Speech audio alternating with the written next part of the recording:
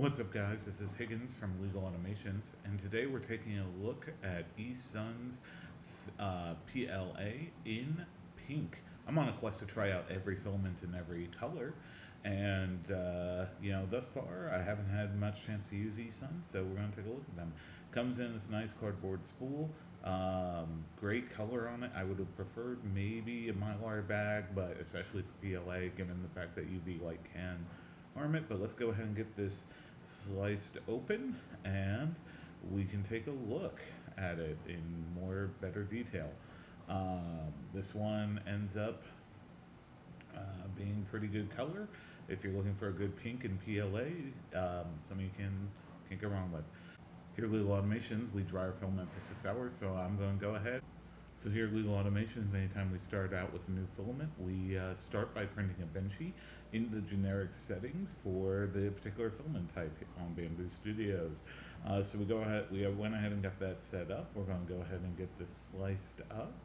And once that's done, we'll see it takes a little bit under an hour to get this printed. So we're going to get that printed along with the other test prints, and I'll show you the results. Alright, so as you know, we start out by printing that benchy. The benchy itself ended up looking pretty good. No real major issues on it, I don't believe. Maybe a little bit on the texture side on the top there, so we're going to get that fixed, as well as some of the images or some of the lettering on the back. Nothing that we can't insurmount. So next up, we printed the dimensional cube, and the dimensional cube looks pretty good. Nothing really too much concern there. 40 by 40 by 40 millimeter cubed.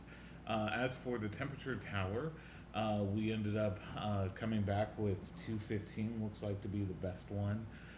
No stringing, no globbing on that particular one, so we were able to get that done. You can print as low as 195, but again, we went with 215 just because I thought that one was the one that looked the best and had a nice point, so for finer detail. Next up, we did the retraction test, and the retraction test, there really wasn't any major issues there.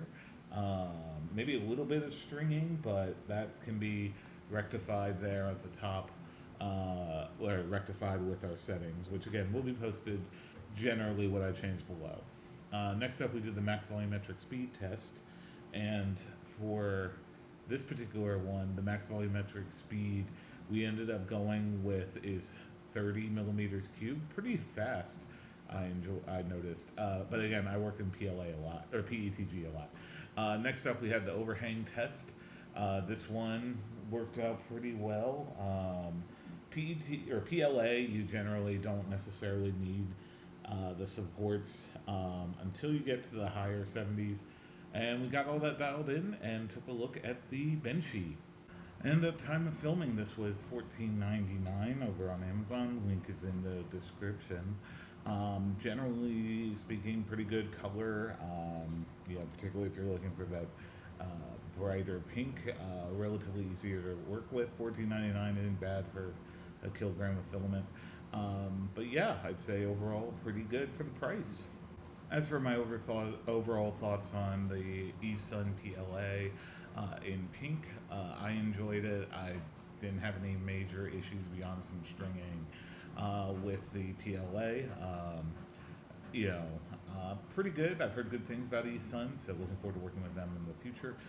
As for the rest, if you like this type of content, I appreciate a like, comment, subscribe, be kind to each other, all the good YouTube things. Anyway, this has been Higgins with Legal Automations, and this has been eSUN's PLA in pink. See you next time.